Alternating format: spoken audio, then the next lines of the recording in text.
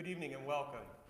I'm Steve Tallheimer, the Superintendent of Elkhart Community Schools, and I thank you for coming this evening as we begin a series of meetings in order to have some conversations with the community. When I became superintendent in January and went around to the buildings, I've talked to various stakeholders, had meetings with individuals and small groups of people, and as we went through the referendum process in the spring, I heard from a lot of people that they were wishing that we had more opportunities for communication and for conversation.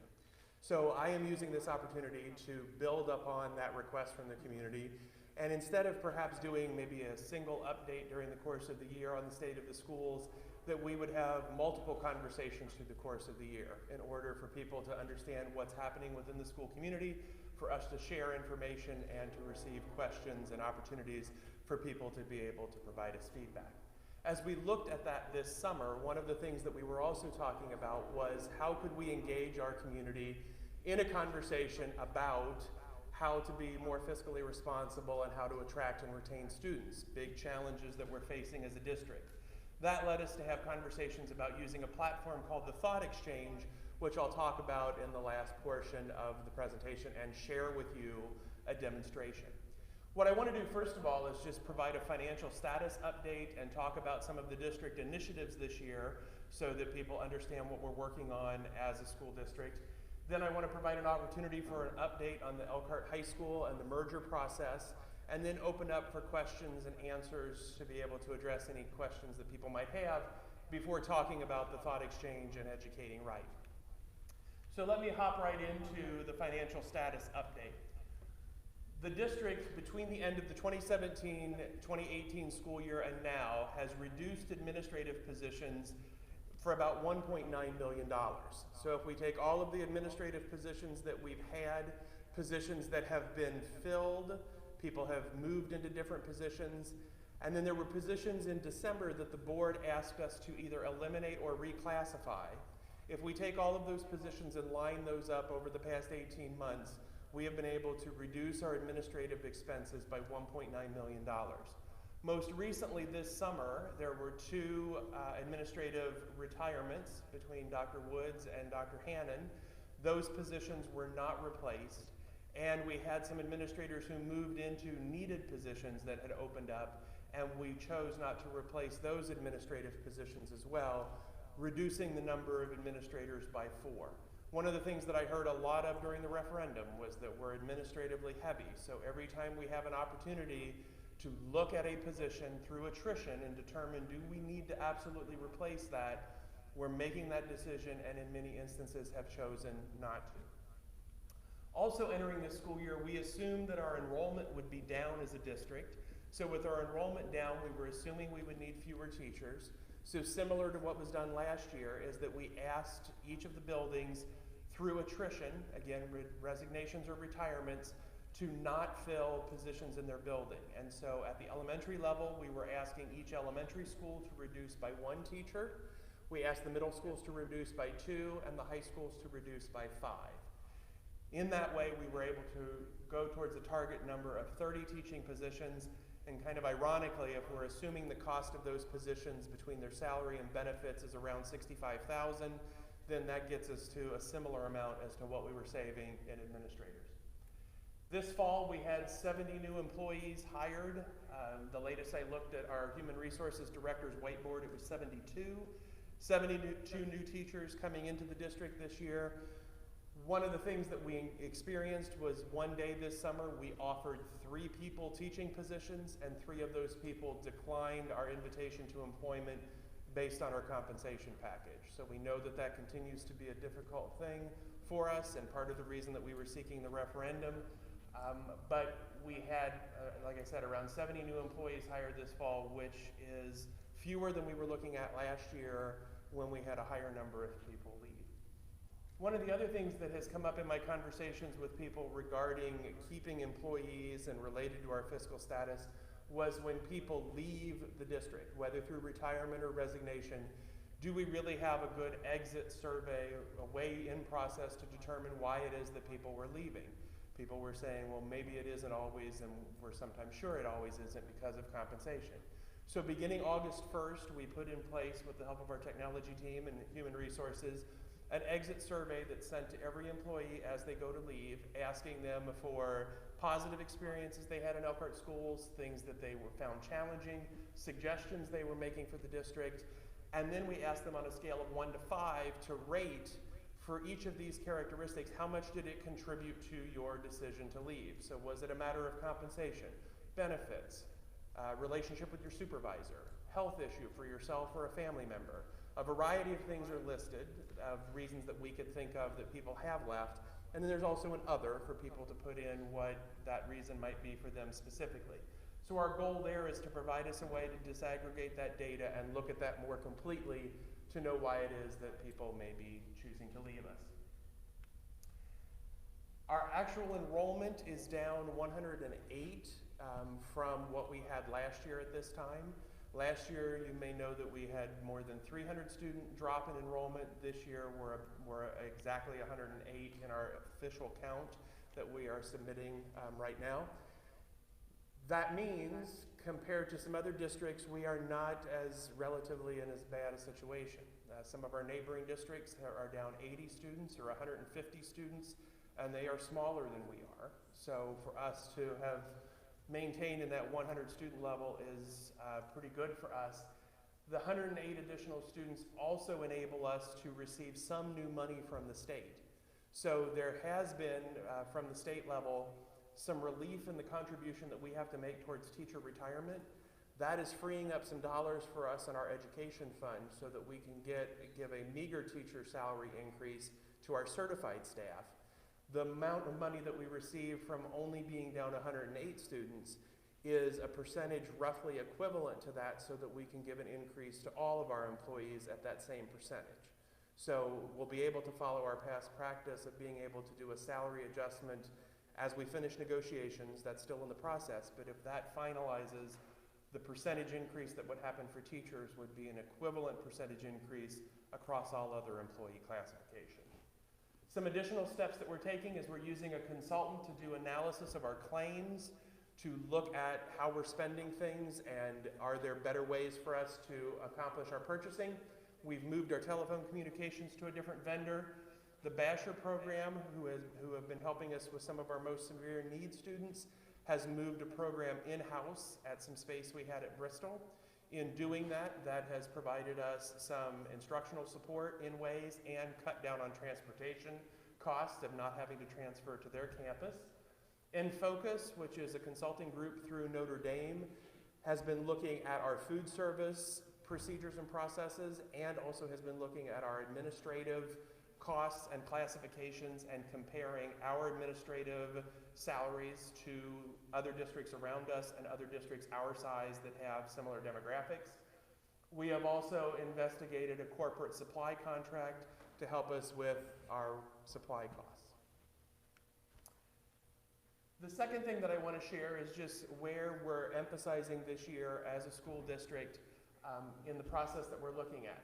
So one of the things that we're doing is we're using the Sheltered Immersion Observation Protocol, or SIOP, if you would hear us use that acronym. The SIOP is an introduction to help our teachers understand the process by which students acquire a second language. So most specifically for our Hispanic population, that our teachers have the tools and the understanding to be able to build that foundational knowledge in creating language, vocabulary-rich environments through which students can access English. This also is good instruction for all students, particularly for students who may come from homes where they may not have been read to as a child or where language and vocabulary has not been richly developed. So they're good, sound practices for all of our students, but it helps us be very intentional with what we're doing with our English learners and helps us with our mandate from the state that we provide a program through which we do that.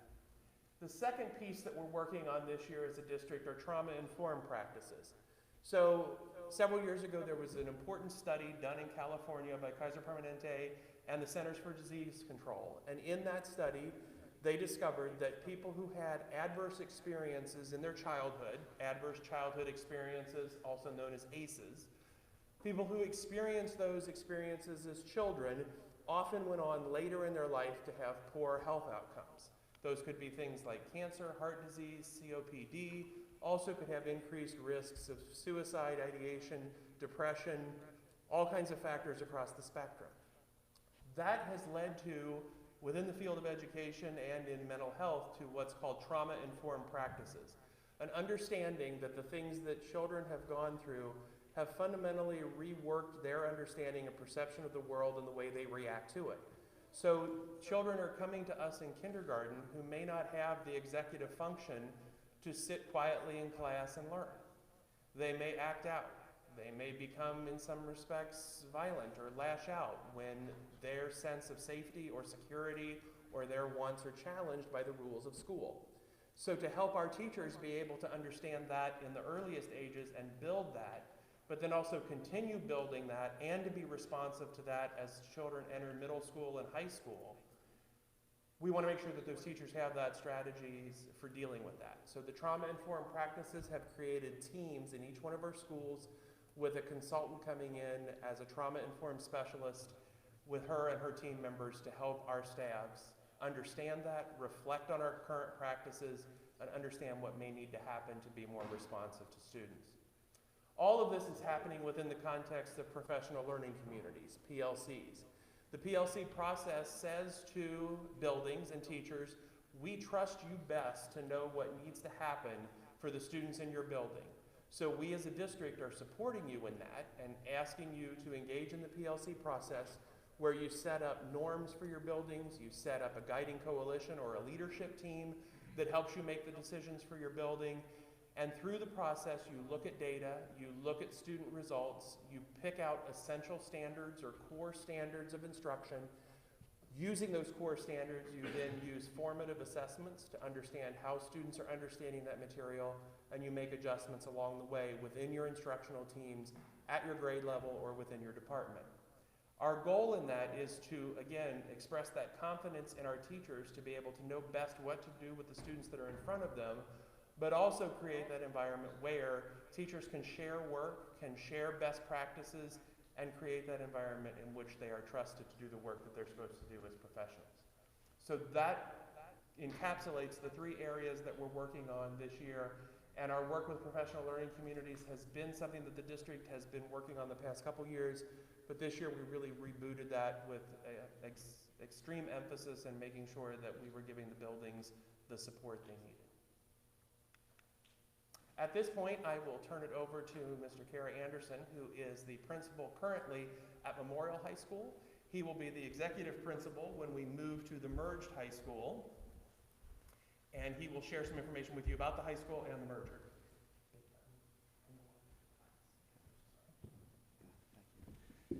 Good evening.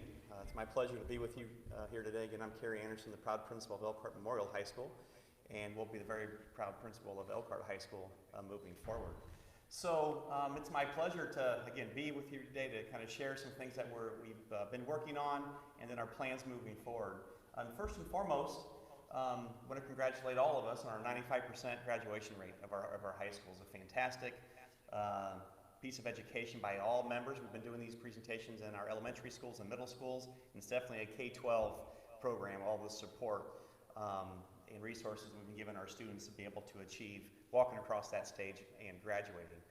I circled that link, so on our homepage, of the district's homepage, if you want more information, just click on the EHS 2021 link, and in there you'll find more information through that link right there. So you'll have videos for each school and a video of the overall vision for Elkhart High School, and then many, many frequently asked questions. A lot of this has been built over the last couple of years as we've pushed this out to the corporation. So the vision for Elkhart High School. The delivery of education is different through our model. The state standards, guaranteed and viable curriculum, the same across all schools of study. But the themes, topics, and resources, the materials, are all connected to the chosen school of study. I always use this example. I'm a math guy. Started in a local school district. I won't talk about the green and white piece of it, but many, many years ago. And in this theme, you want to be a good math teacher first, right? First and foremost, you got to be a good math teacher. The second part is you need to be a good math teacher within the theme that the kids are going to be learning. So if I'm the math teacher in the School of Business and International Relations, I need to figure out how to pull resources and topics and concepts from the business world, from the global society, into my math classroom. That's the second piece. The third piece then How can I be a good math teacher with a team of teachers around this theme of business? How can I collaborate and cooperate, with the social studies teacher, with the science teacher, with the language arts teacher, and all of the electives around that theme? So those are kind of the three phases, and with every teacher, especially the core teachers, science, language arts, social studies, and math, how can you be those three phases of a good teacher around these themes? So the high school model, again, the freshman division, I think most of us are very aware of this now, that will be located at Elkhart Central, the current Elkhart Central campus, and that will be supported through individual growth, career research, and foundational classes within small learning communities, kind of what Dr. Tolheimer was talking about, professional learning communities. It's the same concept in small learning communities, where those freshman students, as they move from 8th grade to freshman, which is always an important transition year for them, to kind of figure out what high school is going to be about, because ultimately they're going to choose their school of study for which they want to start to attend. And that's a very important year, and we need the social and emotional learning processes for these youngsters to improve and mature. And this team of teachers, administrators, and support staff, that's their job to help these students do that. Then in grades 10 through 12, the students will enroll in one of the 6 schools of study, based around a common theme with a hub office. Currently at Memorial, we have 2 of those hubs kind of built out in preparation for this. And in that hub will be a student space, teachers, support staff, facilities, career-related courses will be connected. Of course, the very important Career Center program, our viable community partnerships, which continue to grow, and it will be focused on students being college and career ready after graduation. All students will be able to access all EHS courses regardless of which school they have chosen. I think that's always a piece that's a misnomer for certain people. Like if you're a music kid, we're not going to take that away. We want to embrace that. So no matter which school of study you're in, you can still take the variety of courses you want. We just want to make sure that when possible, what you're thinking you might want to do, what you like in your career, whether that's college or the workforce right afterwards, we're going to try to teach little math, little science, little social studies within that theme. Just kind of makes sense. We don't really do that now. It's more of a very comprehensive approach where you could have 30 students that have all kinds of different interests. It's pretty powerful to think that in the classroom, if those 30 students have the same type of background, the same type of feeling on what they want to do, that's how we're going to teach education in this model. So the 6 schools of study, I think the next 2 slides, probably the next slide's even more important, but what does this really mean? Students have the opportunity to connect with other students with similar aspirations, exactly what I was just talking about, with teachers who can make meaningful connections to their college and career plans. Each school of study is supported by an advisory board consisting of community and business partners.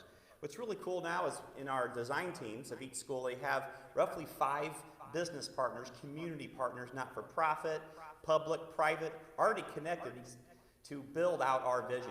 And then when we actually press go, when it actually starts happening, we foresee that roughly 5 community partners growing to like 15 to 20. It's difficult to try to start something with 100 people in the room. You start a little smaller, then you grow it out as you build, and so that's what we're doing with this. Students will take as many classes within a school of study as possible. Teachers, administrators, support personnel are all connected to a specific school. Special ed, EL students will be supported in all schools of study. We've had lots of conversations regarding this. Again, it's about where your students go. It's always hard to say this is what's going to happen. We have to deal with the student enrollment first. If the School of Business has more EL students enrolling in the School of Business, well, we need to have more support there. If we end up having more kids with individual education plans in the School of Arts and Communication, well, we have to put our resources there. So we have to be flexible because we have to base our instructional model on the needs of our students. So what doesn't it mean? Once a student picks a school they can't change. That's wrong. We think it's extremely important for them to figure out what they don't want to do. Frankly speaking, that might even be more powerful, so they don't waste your money, if you're a mom or dad with kids going into college, or their time in something that they don't want to do. Students can change schools during their career. Diploma, graduation will not be affected. Students will still learn all the same standards, just through a different theme. So again, if you're in English 10 in the School of Business, and he's like, I really don't like this stuff, next year as a junior, I kind of want to go into the School of Arts and Communication. All those credits, it's the same credit, it's just different themes are taught in. So that really won't make a difference for that. students can't take classes outside their school. Like I said earlier, of course they can. You know, of course they can. It would be really bad of us not to allow students, if they want to take certain classes, we're still going to let that happen for them. Why wouldn't we? This is what this is all about. Students can't, sorry, I just talked about that. Music, of course, is the easiest example of that. Can't take AP dual credit classes. All kids can still have access to all AP dual credit classes. You know, think this way, if Elkhart Central and Elkhart Memorial, if you put our two, what's called AP BC Calculus, one of the hardest math classes you can take in high school, together, we're probably still going to have one section. We're not going to have 6 BC Calculus sections and have the opportunity to have that in each theme. That would be great if we could, because then we could teach that AP class within the theme of X. But more than likely, because just of enrollment, you still have to teach the AP standards. And we'll have classes from all, we'll have students, from all schools entering those sections. You know, so we'll still have lots of classes. We'll kind of call them global, although they will be filled with enrollments of kids from all of the schools, not just one school. The Career Center, this is a big one, right? The Career Center is going away. We heard that early. That's really, really wrong. We really see Elkhart High School kind of getting inside the Career Center. We want that to build. We think that could and should develop more programs, higher level programs. We want all of our high school students at Elkhart to be involved in the Career Center. The Career Center will still be a standalone education center, but Elkhart High School will be connected more than ever. We're really excited about that. Every time we talk to Mr. Akins, the director of the Career Center, and the principal, Scott Sassaman, this is a real big win, we think, for our Elkhart students. So the timeline, again, this is something, I always talk in the terms of the fall of. It's really weird right now when we talk school year, some people put hyphens in it, and so I always talk about the fall of. So the fall of 2020, next year, we're in front of you right now, we are operating as one high school. With the state of Indiana, with the Department of Ed, we will fall under one number. So we will have one high school operating in 2 different campuses. I tell people, think east-west. Easiest way to say that right now. But we all are Elkhart High School. Athletics next year, we are the same. We have one athletic program next year. We're dealing with that right now. We have applications are posted for our girls golf team. And so we're working through that this week. Next week probably is when the interviews actually get started. So then, throughout the next school year, 20-21, you know, the fall of 20, that's the transition year. Again, we'll have, all students will remain on their campuses. So again, think east-west. Students may have the opportunity to engage in pathway studies. Curriculum will align across the schools. That's really our heavy movement right now. We're building the curriculum, so when we do get this together, there are no gaps in instruction. We know exactly what we're trying to do. For example, right now, health, we do that in a different year than Central does. We're going to need to make that the same as we build this out. Then the fall of 21, we push go. That's really the important date to remember. That's when all of the 10, 11, 12 will be at the Memorial campus, and I'll really define what campus means in the next couple of slides, and all the freshmen will be at Central's campus. So we have 6 schools in the freshman division.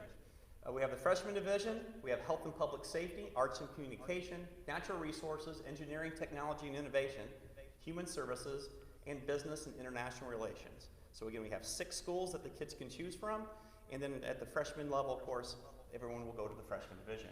So at our campus, I'll start at the top. At the top of the screen, that is where the Elkhart Area Career Center is located. Our health and public safety and natural resources hub will be located there. So we'll have, let's say, roughly 800 kids of Elkhart High School, sophomores, juniors, and seniors. That's where their home base will be. Frankly, it's wonderful. Most of the Career Center programs, the high-level academic, career-oriented programs, are right there. Like, this isn't just, you know, we just flipped a coin on where these places are going to go. It's a perfect placement for those hubs. Then coming down a notch is that light green. If you've been around Memorial's campus, we have a big, huge dirt area right now in between Memorial and the Career Center. That is a wonderful collaboration between community partners and the Elkhart School Corporation. That's a Career Center program along with an Elkhart High School project. So that is the ETI building, we call that, the Engineering, Technology, and Innovation. So one of our hubs will be right there. And then where Memorial is right now, we'll have 3 hubs. We'll have Arts and Communication, and that's right outside. That's where I've been located for the last 8 months as construction's been ongoing. That's right outside our current auditorium. Then we have Business and International Relations. That's on the 1st floor at Memorial. And then we have a 2nd floor, and that's where Human Services will be. And then, of course, the freshman division currently at Central. So on the to-do list, what are we doing right now?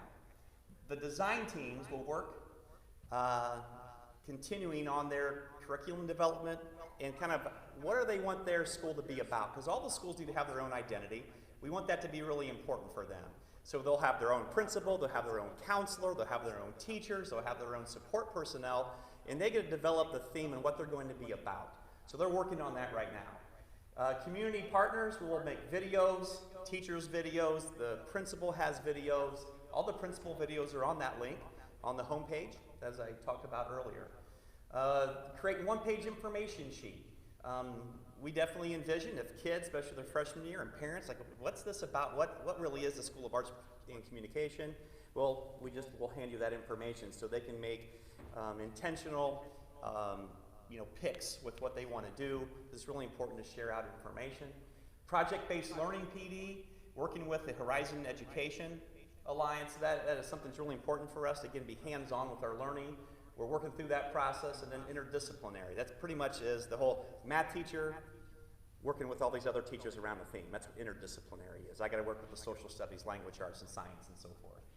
Teachers will continue building out the curriculum for each content area. And this is coming up pretty soon. December, January, February of 2020. We're still working through all the process with the Elkhart Teachers Association and administration and HR. We're going to start having teachers select which school they'd like to be a part of. So they can select the freshman division, they can select one of the 6 schools as they really start to kind of figure out how they're going to connect themselves to Elkhart High School. Teachers will have then the whole school year, starting in the fall of 20, that whole school year, to kind of live in that moment. I'm a teacher in, and then they can start to build with their team and figure that, we're going to have teachers that might not know each other. Might be teaching at Central, might be teaching at Memorial right now. They come together, they talk about common themes, they talk about things that are important to them. And then the fall of 21, like I said, that's when we push go. And all the construction's done, and all the students will go either to the freshman division or the 6 schools. So construction update, the new main office, which we're calling the Welcome Center, is pretty much done. It's about 99.8% done now. Some staff have already moved in. Student Center, if you walk through Memorial, it looks fantastic. It's really important for us. The kids from Central, when they walk in, it shouldn't look like Memorial, where possible. They deserve to have something new. All the kids do. This is a new venture, and it's very important for us, for them to feel like this is my school, not someone else's school. The new music area will be completed, and this always seems to be but this is like next month now. So by the end of November, hopefully the new remodeled area, remember the pool's no longer, it'd be really hard to swim in the concrete that's there. And then we have the additional space for the new music classrooms. The music staff's extremely excited. At Memorial, we only had 2 facility areas for them, and now they'll have 4 with this. They're not practicing the hallways, they're not practicing the cafeteria, those types of things. ETI, like I said, they've already broke ground. I mean, the fence is already up. We already have a bunch of tractors and bulldozers and all that stuff in that area right now, in between the Career Center and Memorial. And then the Career Center renovation will start in 2020. What we're talking about there, again, we'll have lots of programs from the Career Center able to move into the ETI building. Robotics, automation, mechatronics, welding, all that's going to be moved into this facility. And then we'll have places where we need to embed in Elkhart High School's 2 hubs. And that's what we're going to start then at the Career Center for that. So, questions? I appreciate your time. At this point, we'll open it to questions either for Mr. Anderson or myself regarding anything that I spoke about earlier or anything relative to the high school, the merger that people may have questions about. Yeah, Yes, sir. Charles Walker. I spent 8 years on the school board back in the 90s. I'm always interested in what's going on. Sure. What was the thought process in putting 9th graders together as one academy, the 9th graders? What was the thought process behind that? I think originally there was always the talk, both high schools right now have freshman academies, right? So they have a team of teachers right now with classes that, like at Memorial, when I say the word sequestered, it'd be a bad way to say that, but they're in their own hallways, Freshmen have their own independent social and emotional maturity things that they go through, relatively very different than juniors and seniors. So we thought it was very important to have a brand new freshman experience. And we have the ability to have all of them together at Central, and for us to figure out, because I think their schedule's going to be a little different than ours. What they're going to do is very different. They have different needs. So as we've looked at other schools that have freshman buildings, actually just like standalone freshman buildings, we've learned a lot from them, and it made sense for us to do the same thing. My second question is in regard, I think you sold the graduation rate for 2019 was 95? Yes, sir. 95%. But my question is, of those students that are graduating, say for the ninth grade on through, one concern I always have, how prepared are those students for the future, with new technology, knowing that all those students are not going to go to college. Some of them don't want to go to college. But what prepares them for the next step? What goes on within the system from the time they get in the 8th grade up until they go to 12th grade to kind of gear them to some career other than college? Yeah. WSBT just did a really good program, and it featured the Career Center, and I was in it too. I probably ruined it from that perspective. But how we try to push kids, right? At some point, honestly, I think way too many kids think college is the route. Like that's just their default now. I'm going to go to college. They have no idea really what that means, how expensive it is, and the skill set that's really needed to be able to be successful there. And we think it's extremely viable. Just as viable as the college route is the career, is the workforce piece after high school. So in 8th grade in Elkhart Community Schools, we have preparing for college and career. So all 8th graders, in the state of Indiana, all students take this course. In 8th grade in Elkhart does. So they start talking about, what they want to work outside. Not like I want to be a fireman kind of a thing, but they get more concepts. So frankly, I think where we're heading will be better than where we are today. Because again, in a comprehensive model, we don't really get into, we don't have time. When you have, again, 28 different kids and 28 different ideas of what they want to be, they kind of hone into and really match the curriculum to their needs. But we have our counselors, our school counselors, they're asked to do more and more every year, right? And so one of the most important things that we have in Elkhart County, we're very proud to be part of the comprehensive counseling grant. And the counselors, this is what they do now. I mean, one of their main jobs is to try to push kids to understand what their desires are more than ever before. But I really think in this model, as we start to connect schools of study, this will help. And I think one of our most important things is when you're a senior, they need to be out of school, in the workplace, right? Using their hands, using their brains, work professionals, and having community partners connected. We don't have that now. What's community partner now mean? That means they're going to come in and do like a 30-minute, talk to your class and they leave and never come back, right? The guest speaker type of thing. This is different here. We see these people being embedded in our curriculum choices, being embedded in these classes. And so hopefully that will turn into internships, externships, jobs. So that's where we hope this is very different. And if I could just piggyback off that, part of that is also education of parents. For the longest time, there has been a major push from the Department of Ed and everything that it was going to be kind of a college for all model. And that got ingrained into people through the 80s and the 90s. And so there was a big push for everybody to be going to college, and we know that that's not the case. And so we need to help parents and families understand that there are just as many viable careers that won't incur the debt or the commitment of time or the frustration of going just by default to college because that's what I'm supposed to do. And then hopefully we can cut down on the number of students who go off for a year, accumulate some debt, and have no degree. Yep. Other questions? Yes. Just to kind of put in a run of my question. I'm just a parent, okay? Up until May, honest to God, I didn't know this about most of that. I had a few opinions on stuff, but I really did not understand the functioning of the school system or the schools. But if you don't know, I'm Brandy, and I run the ECS Resource help site on Facebook. As of May, the day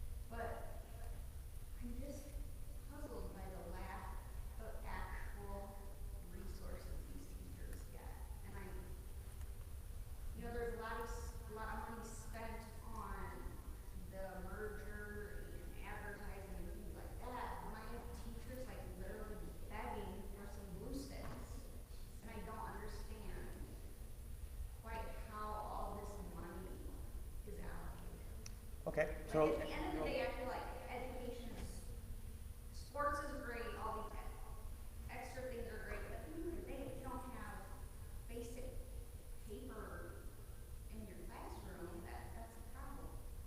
So I'll address kind of the construction and the merger piece, because that's one that people often raise.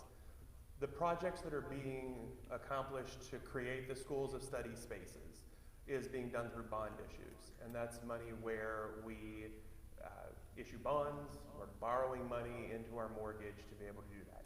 That money could not be used for people or for supplies. So when people are saying, how can we be building these buildings and doing all of this if you can't pay your teachers?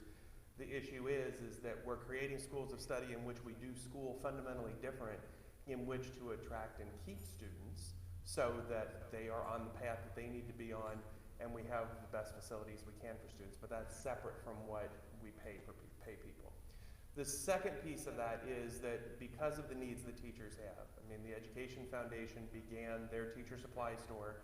So many of the things that people are needing can be found either between your site and there, in many regards. I mean, I've seen on the posts where people are saying, I need this, and people are like, have you been to the Foundation School Supply Store? Because it's there, and that kind of thing. So that's, I've provided some of that and been an avenue through which we've partnered with them to do that. In some respects, I don't know that people may have checked with their building administration regarding what supply funds we have, or is this really a serious need versus a want, which is kind of that line as well that would determine that. But in many respects, because our funding from the state has pretty much only risen about 1% over the time that costs have risen 12, and dips in enrollment and those kind of things are taken into account in that. But when we're looking at the funding level for Elkhart Community Schools only going up about 1% over that time, as other costs have gone up, when we're paying utilities and we're trying to pay people and we're trying to pay insurance, you have to take money from someplace else. And so that's where those supply budgets get frozen or reduced in order to try to bring things into balance. So that's the picture of what we're facing, and those are the consequences of the state funding system that's run the way it is. I'm just trying to prepare my nurse that if they said, when you come to work tonight, your patient's gonna need some Kleenex, so stop and bring some on your way. And I'd be like, I will be there. You know what I'm saying? Like, I can't think of any other job where the employee is expected to provide the resources to do the job. And it's sad, it really makes me sad that somehow our priorities have gotten so skewed. Not necessarily here, but just in general, that this is what we come to as teachers on the street corner begging for, you know what I'm Yes. saying? Like, Exactly so. another question I have, the pay raises, we were talking about the 1.9 million that we got unexpected money from the state.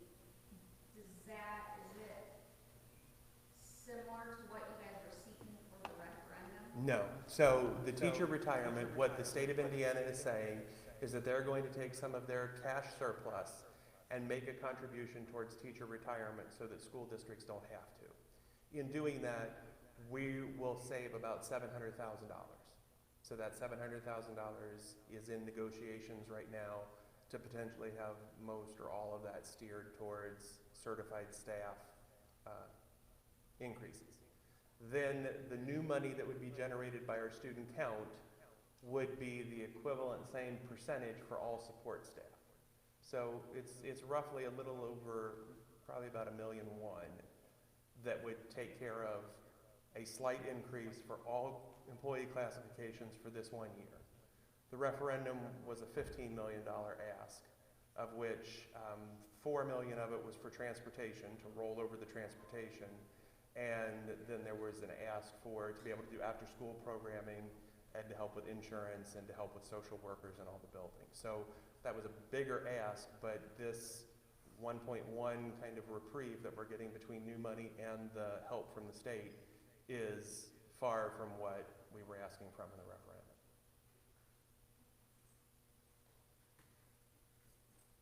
Yes? That's about half the page of questions, but I don't want to bog, so I'll ask you and then.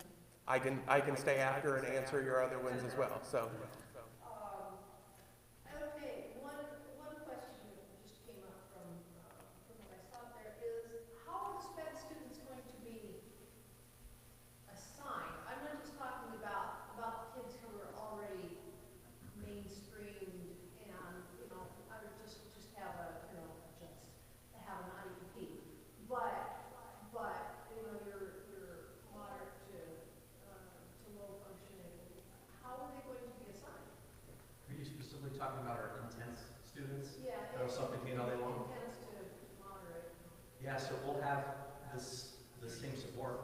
So at the freshman division, we'll have the freshmen, because if you combine, again, the two high schools together, you're going to have, it's not going to be just a classroom of 4. You know, we'll be able to have, we'll have teachers there at the freshman division for our intense programs. There, yes, but Correct. in the next stage. And that's what I guess that's what I'm talking about. So all the freshman division, they'll have intense classrooms. Okay, so basically all the It'll be the intense same. will be there at Central. The freshmen, just the freshmen. Okay. Then the 10, 11, 12, like the high school kids, right? The sophomores, juniors, seniors, one thing that's really important, they need to be educated with their peers, right? So at the 10, 11, 12 level, the Memorial campus, shall we say, we'll have intense classrooms for the sophomores, juniors, and seniors as well. At the freshman division, we'll have those classrooms for freshmen.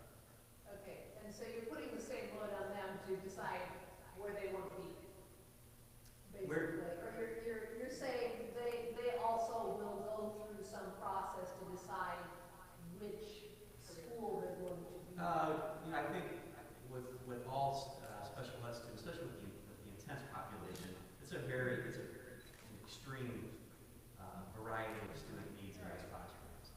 So some of those students, depending on their IEP, right, we'll figure that out through that. But it's really important for all of us, if students are able to be mainstreamed, even for one class, right, that they're able to do that.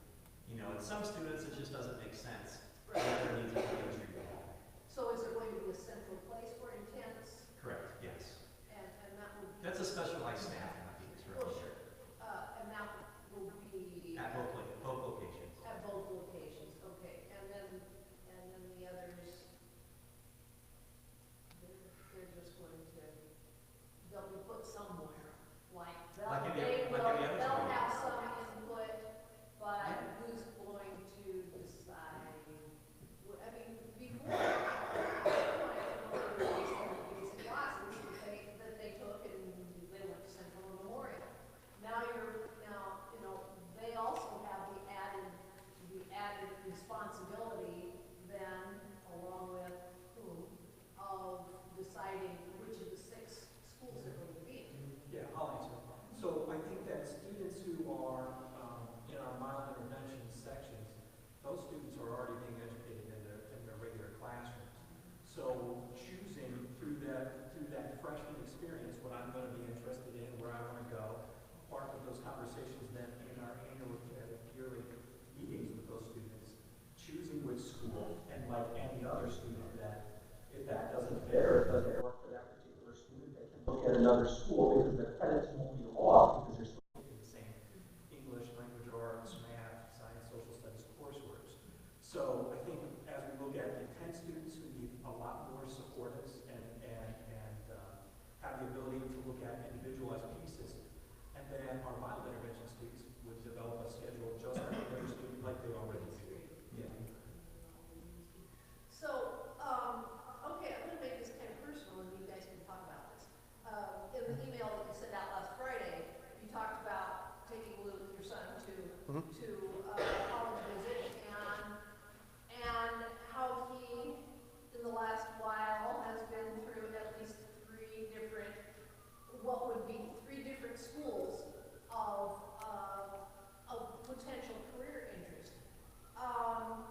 So how would you have dealt with that over these last years in our situation? How many times would he have been allowed to switch to 3 different schools? What would have been the chances that he could actually get the classes that he needed to finish a course of study? What would I'm going to roll some questions into here. And then we get into the whole scheduling issue. How are we going to schedule between 6 schools and actually be able to get what you need when you need it? Well, I would say that what I was reflecting on and thinking about in this process and what it would mean for a student like my son going through this would be that his freshman experience, I mean, he's a sophomore now, but his freshman experience would have given him more opportunities to kind of think about it more last year as a freshman than he did.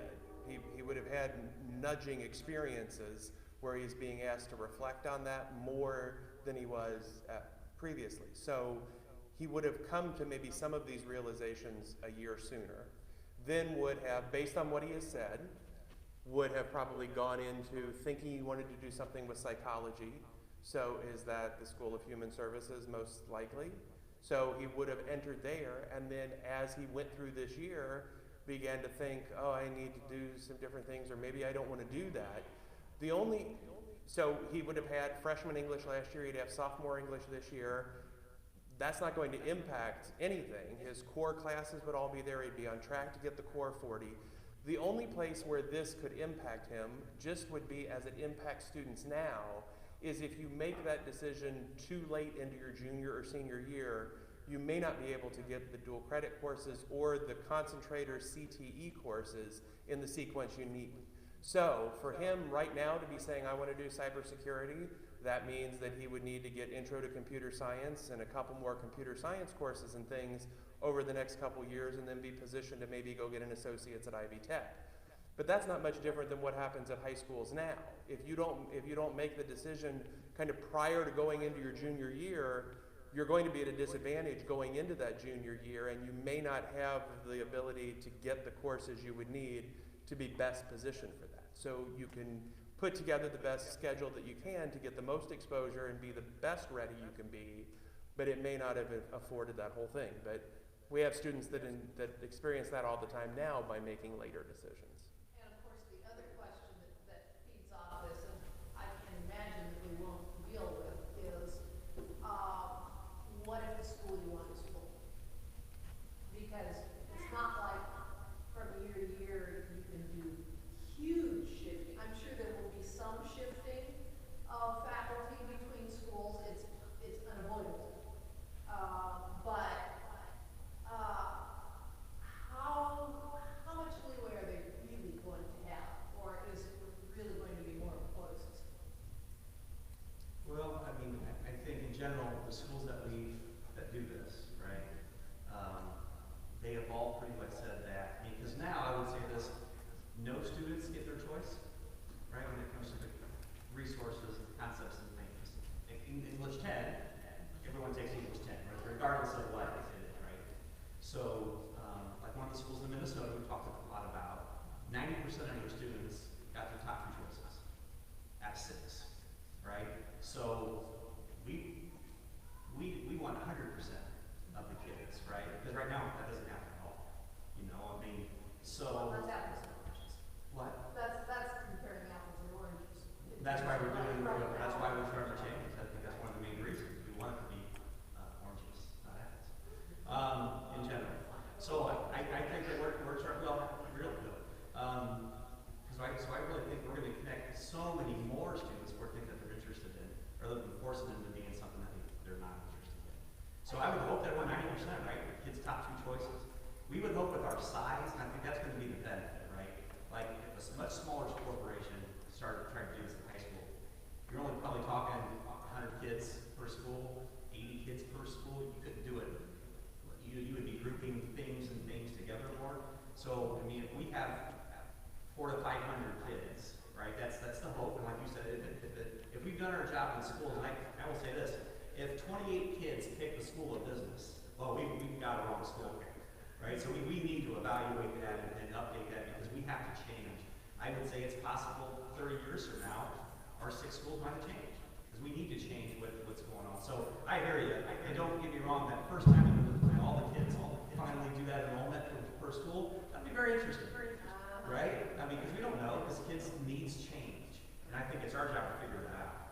I totally get your point. Yeah. It's, I don't see any way. It's going to be crazy. I think we all know it's going to be crazy for a few years.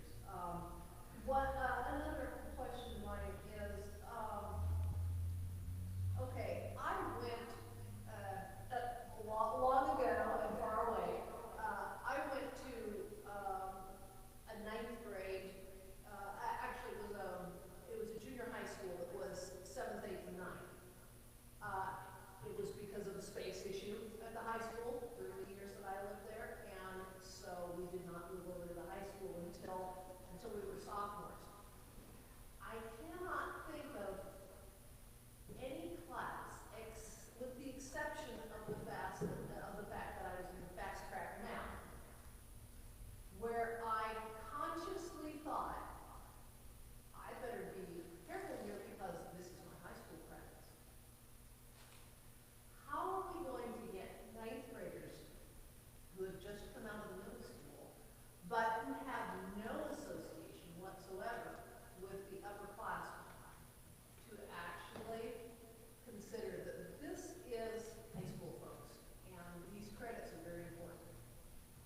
Carrie made reference to the Comprehensive Counseling Initiative.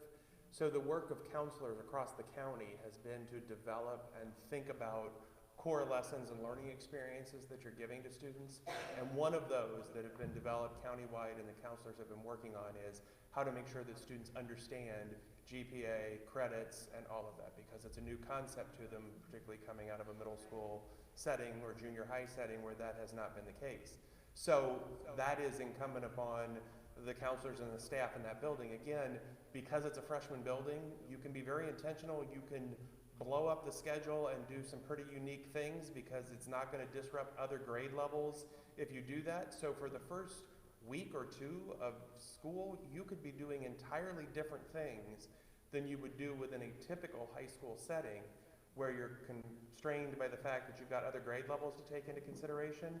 It can be all about those kids and all about their needs and orienting them well and making it a good transition in so that they understand what high school is all about.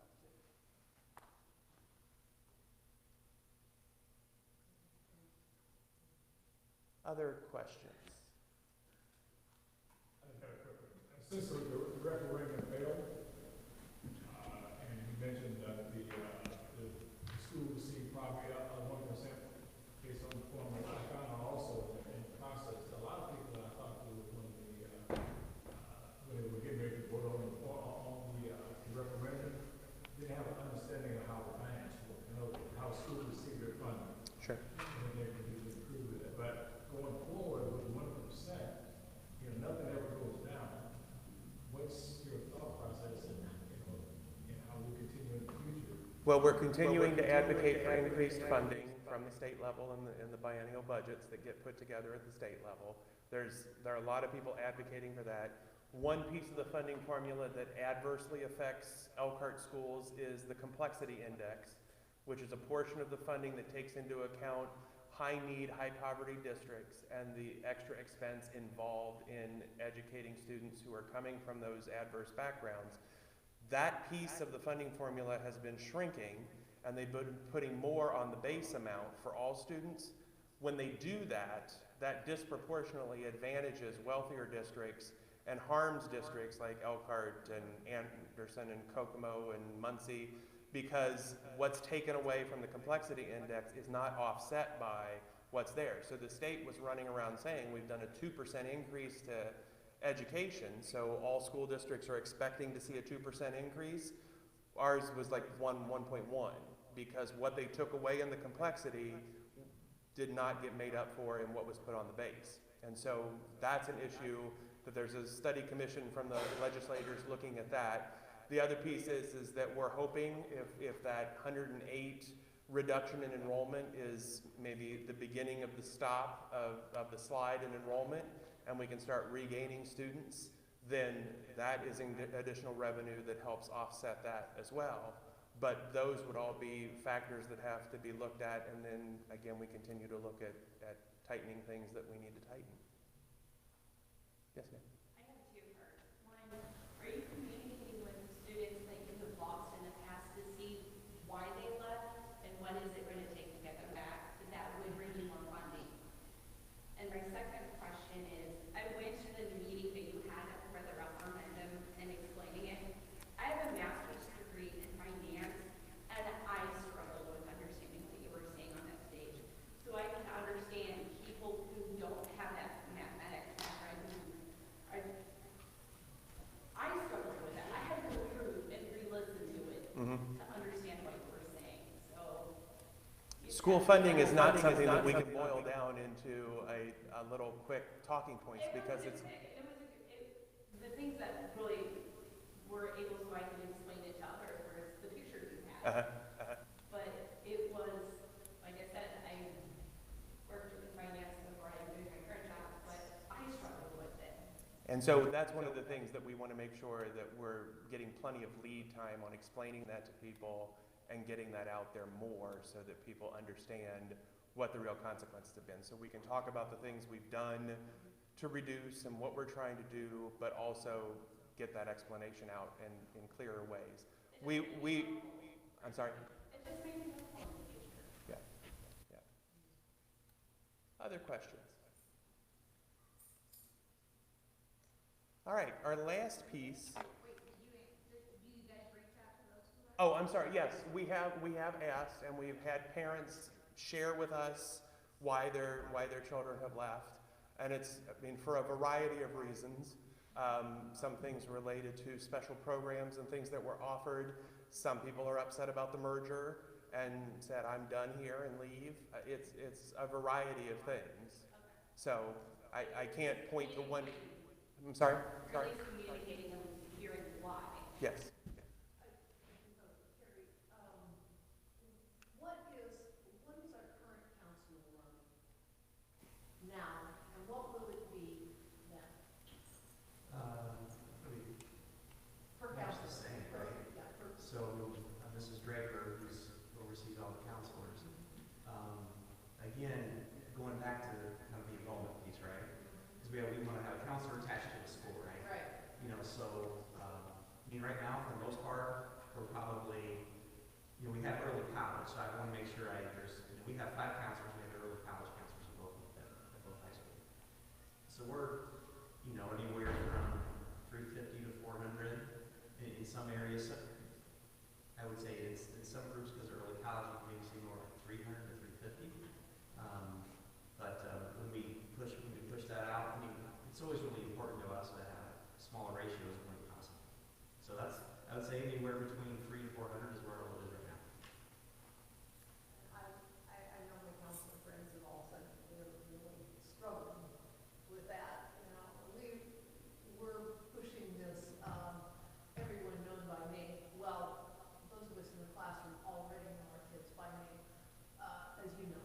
But for counselors are saying, I know them all our kids by name now, and we're not going to. But here, a benefit of the schools of study, and again, the freshman division, are that you then have a whole team and a whole school of study that can help be doing directive things with students in ways that they can't now. I mean, I was an English teacher, and so when I taught English 10, I could try to help kids understand 30 different perspectives of what they might want to do and how English connects. But if I'm the teacher of English within that School of Natural Resources, then I know that the students all there have something relative to that field that they're interested in, so it helps me become more effective in the things that I'm exposing them to and the conversations we have and what we can do.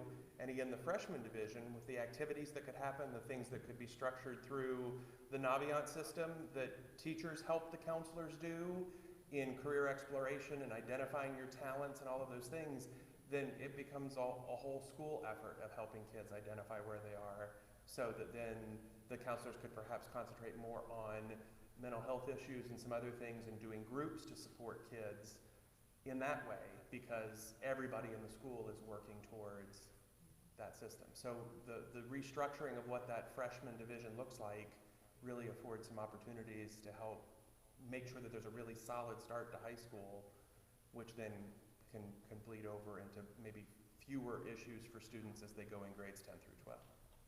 How about our transportation percentages? What are our percentages now at the high schools for bus transportation as opposed to the walk zone? And what will it be when we switch? I don't know that off the top of my head. Because that's huge. I mean, that's a big issue, and I know that we're dealing with transportation. Obviously, I know that we're trying to set everything up so that things will be ready. But this is going to have an effect on that. Mm-hmm. And will there be transportation provided for after-school activities for all those kids who are no longer in the walk zone, or at least halfway reasonably in there? How is that going to affect those? Well, like you said, plans are being made as we speak. The transportation department is extremely, it's a big task for them. You know, we're communicating ahead of time all the things that we see, like you're talking about. I mean, you know, currently now, I think some people probably forget that there'll be a much larger scale, the after-school activities. We have already a lot of facilities outside of where our high school is, Northside Gym, right? We have a new aquatic center. Central Gymnastics facility is not at Central. You know, we have different facilities across.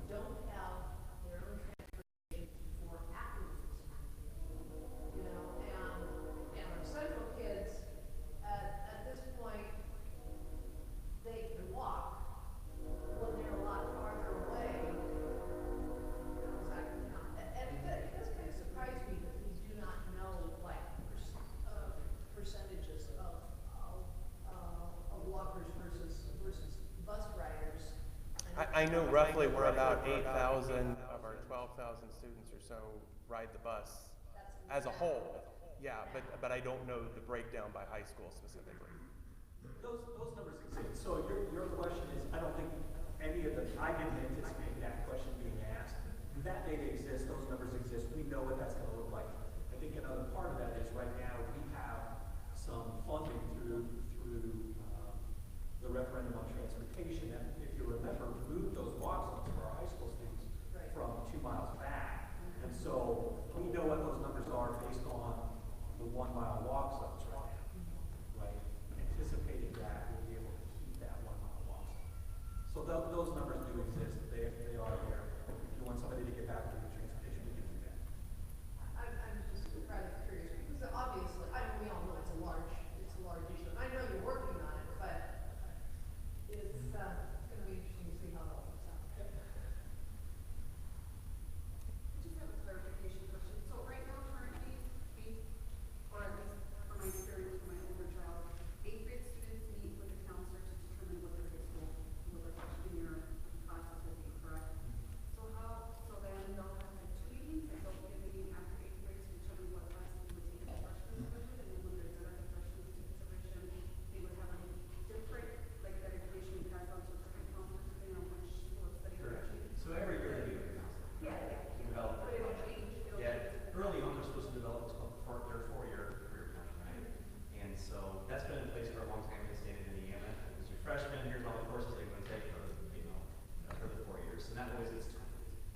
So that will continue to be tweaked, right? Correct. So in this plan, the freshmen, for the most part, January, February of their freshman years, when they're going to go through all 8th grade year, all first semester of their freshman year, say, hey, this is kind of the things I want to do. They'll have projects, they'll have project-based learning in the different schools, right? And we envision principals and students from those schools going down and talking to the kids, right? This is what we're doing. This is what's cool about this school, marketing their own schools. And so that they're early the second semester of the freshman year, they'll decide the school with their counselors, and then schedule the classes for their sophomore. Do the same thing your sophomore year, do the same thing your junior year. And within a different counselor or It will be at the 10, 11, 12. Within that same school of study. But if they would switch schools of study, then they would have a different counselor. Okay. Anything else?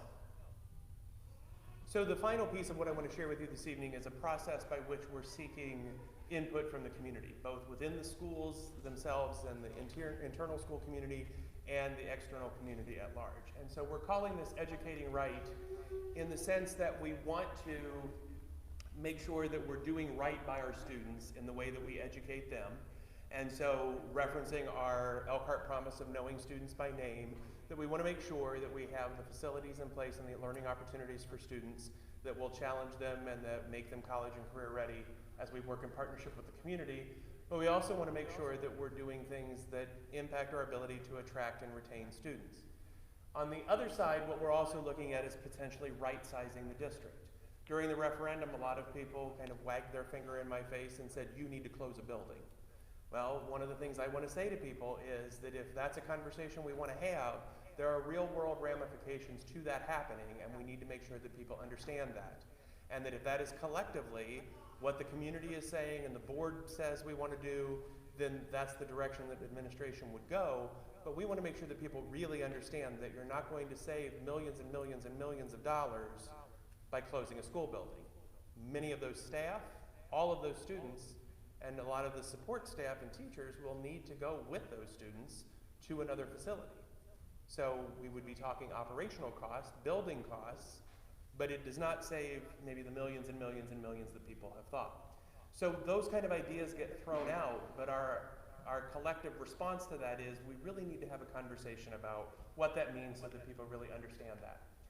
So we have we're using this opportunity through the month of October to ask members of the community to take part in what we're calling a thought exchange. And what we want to do with this is make sure that all stakeholders are engaged in a process that is fair and transparent for people to participate and where we can really vet out ideas. So on September 10th, I presented this plan to the board and they approved it. On September 24th, we rolled out an Educating Right website and we put in place this process. Through the month of September and into October, I have gone to school buildings and had a conversation similar to what we've had today, where I've talked with school staff about the things that we've done financially. We've talked about the priorities, we've answered questions, and we've asked them to take part in the thought exchange. The other piece is that we're conducting 5 public meetings, the 4 larger meetings like this that we've been advertising, and 1 additional meeting for some schools on the south side that we're having, again, to share information, seek input, and have this conversation. We would close the thought exchange, which I'll demonstrate for you here in just a moment, at the end of November, so that the board during the month of November can start taking the data that's in the thought exchange, and we can use that to help determine the direction that we would like to take with the board's consent. We also would have on our Educating Right website a template for people who might be interested in proposing a more fleshed out idea. The thought exchange is for sharing brief ideas and rating each other's ideas, which I'll demonstrate.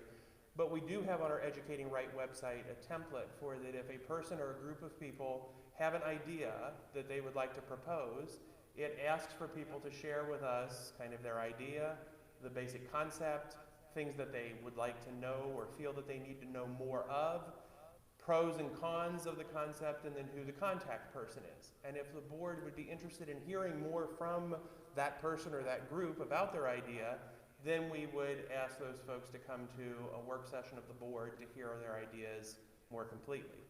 In a way, what we're doing is we're crowdsourcing to say to our community, what is it that you think gains traction, and what do we collectively think would be the things that we need to do. Then in December and maybe into January, the board would be looking at all of those ideas coming from administrative recommendations and the fact finding we do. They would then decide on maybe 2 or 3 things that they would want us to do that we would then develop an action plan for to carry us through the spring semester and that point forward in carrying out the things that they're asking for us to do. So let me back up here. And on our Educating Right website, actually, let me show you what that looks like.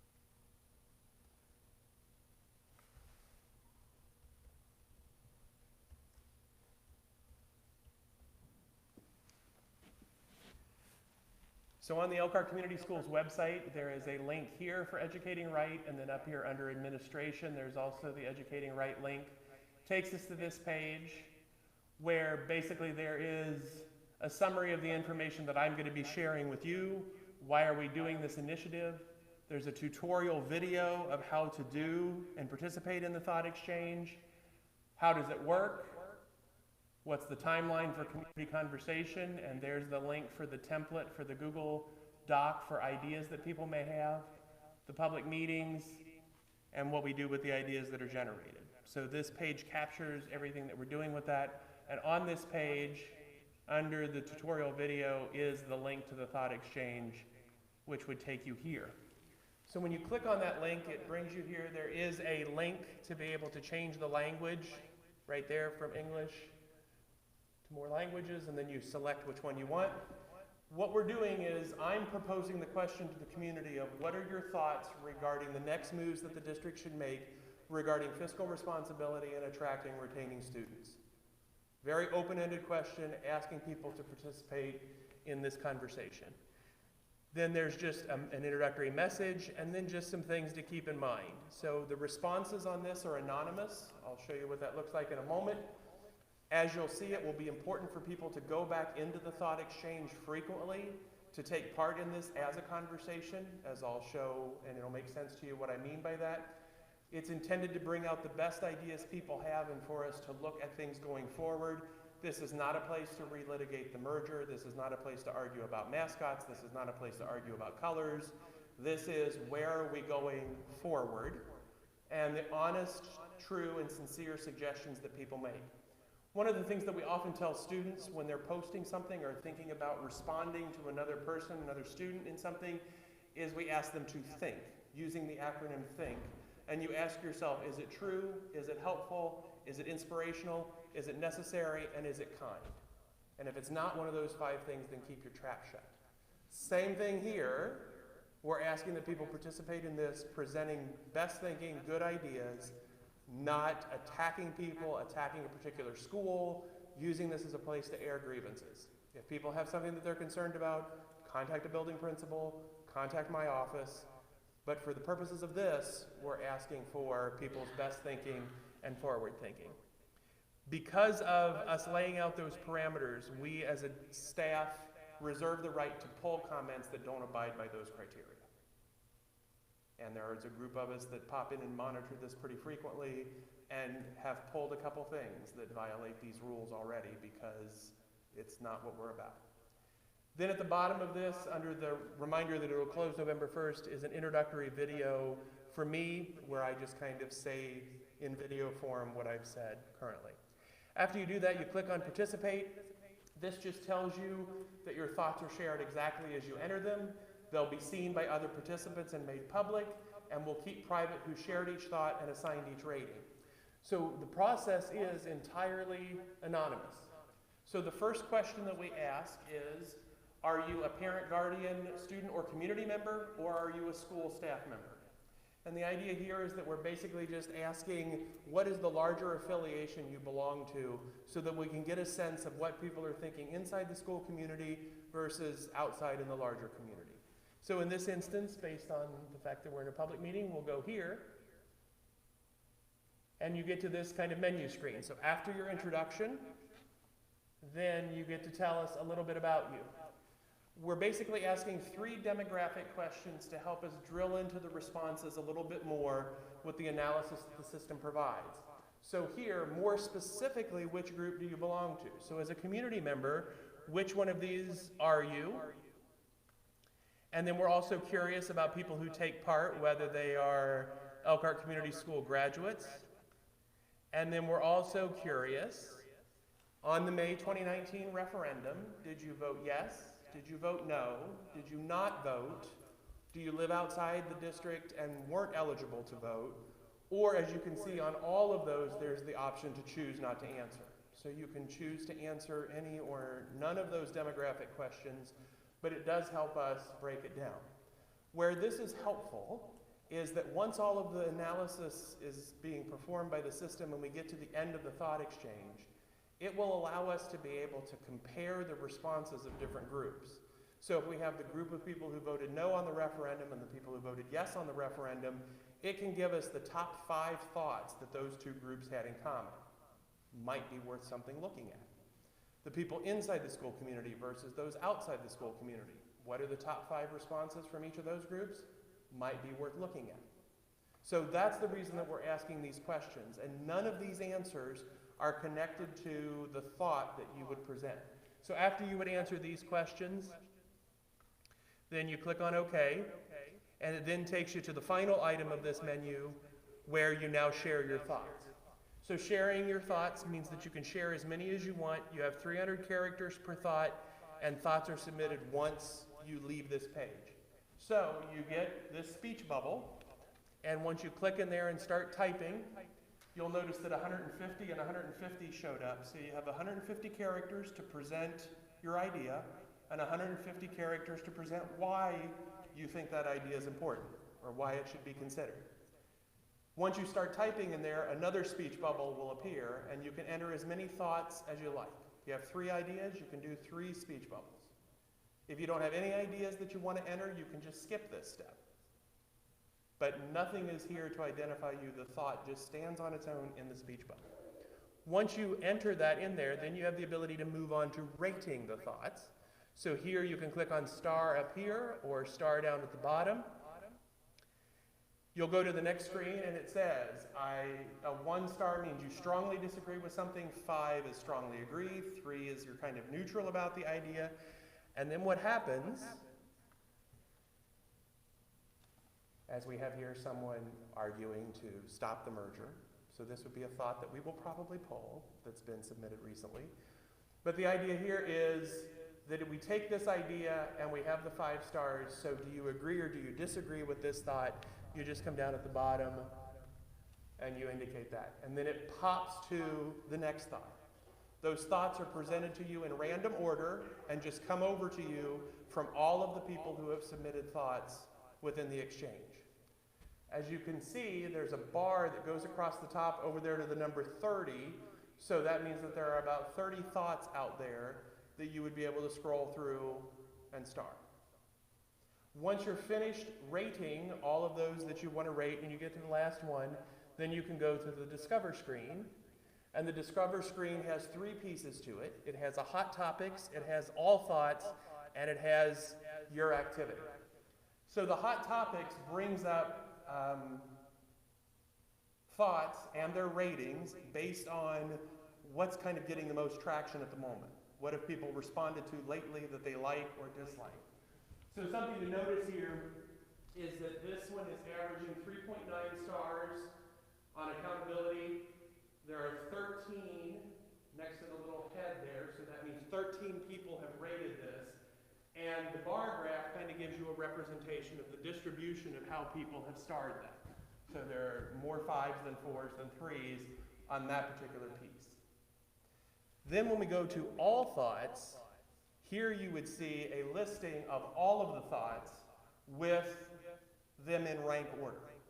So the highest rated thought is at the top, and then it works its way down. And if there are thoughts that have not been starred very much, then they go down into this area at the bottom that should be marked pending thoughts. So right now there are 10 thoughts that are pending, meaning that there have not been enough people star them for there really to be good analytics done. There should be about 10 people who rate them at least to get them to pop up into the regular list. The third piece is the Your Activity screen. So what the system does is it will remember your IP address for the device that you've done the survey on. So if you've used your phone, and you always plan on using your phone, then the system will remember your IP address. When you come back to do it the next time, it'll only present you thoughts that you haven't starred, and you'll have the ability to star those and move right along. If you did it on your phone the first time, and then you go home and do it on your laptop, it's going to treat you like a new participant and will present you all of the thoughts to star again. To avoid that, if you're going to switch devices, when you're in here for the first time, come here under Your Activity and do Sign Up. And you can use your email address and a password to create a login so that no matter what device you're on, you'll always pick up where you left off. We have the ability to make that an automatic feature that you have to log in, but what's the problem with that? People would wonder if it's anonymous and are we Big Brother and tracking responses and all that, which is not what we want. So as you can see, the thoughts are just on their own. There's no way to connect those. But if you log in or you use the same device all the time, then you'll have the ability to see your activity. So you'll see your thoughts and how they're being starred under your activity, and you can kind of see what's happening there, but we cannot. From the administrator side of the program, we don't see any of that. So it's always a good idea to create an account just so you can always pick up where you left off, but you don't have to. But in that case, do make sure that you're using the same device every time when you go in, or else you'll have to restart thoughts that you've already started. Okay? As you engage in this, you can move back and forth between these all you want. So maybe after you've read other thoughts or starred other thoughts, it triggers something and you're like, oh wait, you can go back and share a thought then, pop ahead, star more thoughts, and all of this. So when I said earlier that it's important that you come back in, this is the opportunity for you to come in and see what other people have said, what your neighbors have said, what your colleagues have said, to be able to participate in the conversation. Any questions about this process?